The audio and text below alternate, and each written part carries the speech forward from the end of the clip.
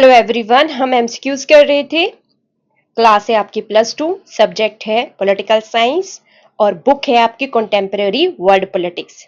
Lesson है आपका 6th। तो इसके क्वेश्चन आंसर स्टार्ट करते हैं।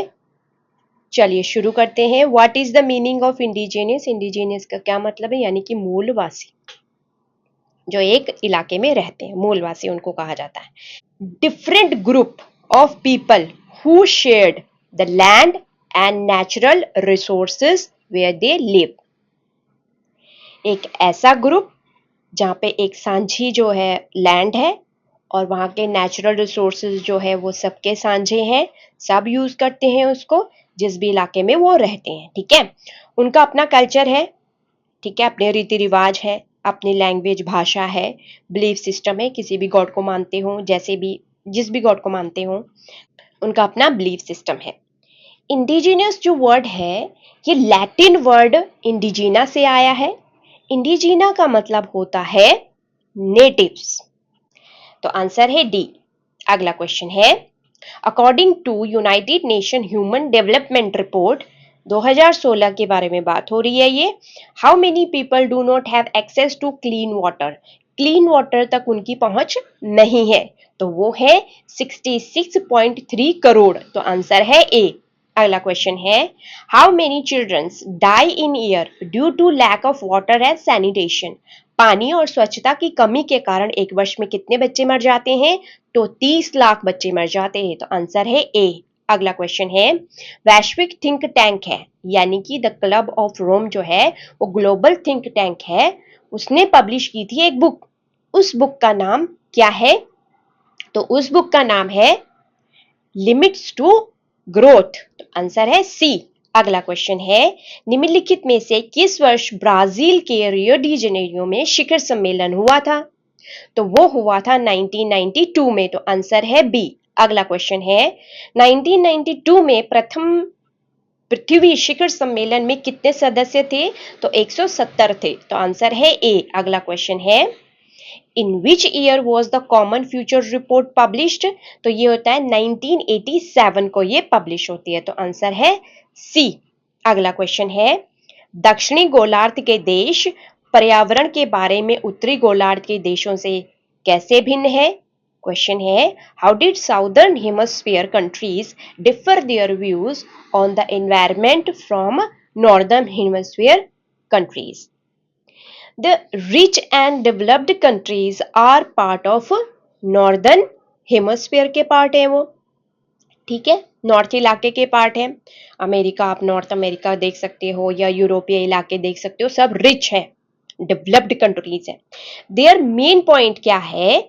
अगर एनवायरमेंट से रिलेटेड तो उनका मेन पॉइंट जो है ओजोन होल के लिए है और हीट वेव्स के लिए है। लेकिन अगर हम पुअर और डेवलपिंग कंट्रीज के बारे में बात करें तो वो है साउदर्न हेमिस्फीयर, अफ्रीका का इलाका हो गया या फिर एशिया का इलाका हो गया, इन इलाकों को कहा जाता है southern hemisphere. Their main object क्या है? इकोनॉमिक डेवलपमेंट तो हो लेकिन इन्वायरमेंटल मैनेजमेंट भी साथ में हो, sustainable development and mutual relationship होना चाहिए सब में। सबको देखना चाहिए कि ऐसा नहीं है कि रिच कंट्री कहें कि हमें तो यही देखना है, ओजोन के बारे में ही सोचना है या हीट वेव के बारे में ही सोचना है। ये पुअर कंट्री कहती है कि हमें डेवलपमेंट भी तो चाहिए। आई होप समझ में आया हो। अगला क्वेश्चन है, what is the meaning of agenda 21? ये एजेंडा 21 क्या था? एक प्लान ऑफ एक्शन था, किस तरीके से एनवायरनमेंट को ह्यूमन की गलत एक्टिविटी से बचाना। अडॉप्ट किया गया था 1992 बाय मोर देन 178 गवर्नमेंट ने इसको अडॉप्ट किया था। ये यूनाइटेड नेशन कॉन्फ्रेंस हो रहा था किसके ऊपर? एनवायरमेंट एंड डेवलपमेंट प्रोग्राम के ऊपर, ठीक है, ब्राजील में। तो ये ऑल ऑफ द अबव सही है, यानी कि आंसर है डी। अगला क्वेश्चन है, सांझी संपदा का क्या अर्थ होता है और इसके उदाहरण क्या हैं? सांझी संपदा मतलब कॉमन रिसोर्सेज, सारे जो रिसोर्सेज है सभी यूज करते हैं, उन्हीं को बोला जाता है कॉमन रिसोर्सेज। किसी एक के हाथ में उसका कंट्रोल नहीं होता है, ठीक है। Those resources which are not owned by anyone, ये शेयर किया जाता है कम्युनिटी के द्वारा। एग्जाम्पल ले लेते हैं, जैसे आपके घर के आसपास पार्क होगा, रिवर से आया हुआ जल होगा जो आपके घरों में आता है जल।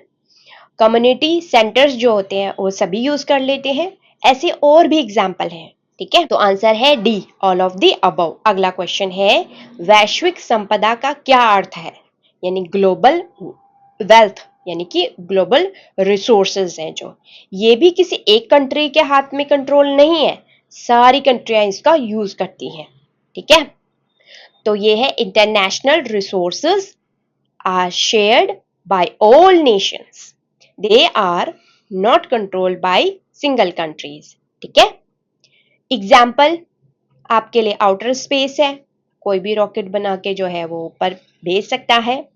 ठीक है, द ओशन फ्लोर है, वहां पे भी एक्सप्लोर कर सकता है। अर्थ एटमॉस्फेयर है, अब हवा पे तो किसी का भी जोर नहीं है, तो सन की रोशनी पे किसी का जोर नहीं है, वो सबके लिए है। अंटार्कटिका भी ऐसे ही कुछ है। कुछ कंट्रीज जरूर कहती है अंटार्कटिका जो है वो हमारा हिस्सा है, पर लेकिन ऐसा नहीं है, क्योंकि अंटार्कटिक जो है वो इलाका जो है सबके लिए है। ऐसे भी और भी बहुत सारी इंटरनेशनल रिसोर्सेज हैं। ठीक है, तो आंसर है डी।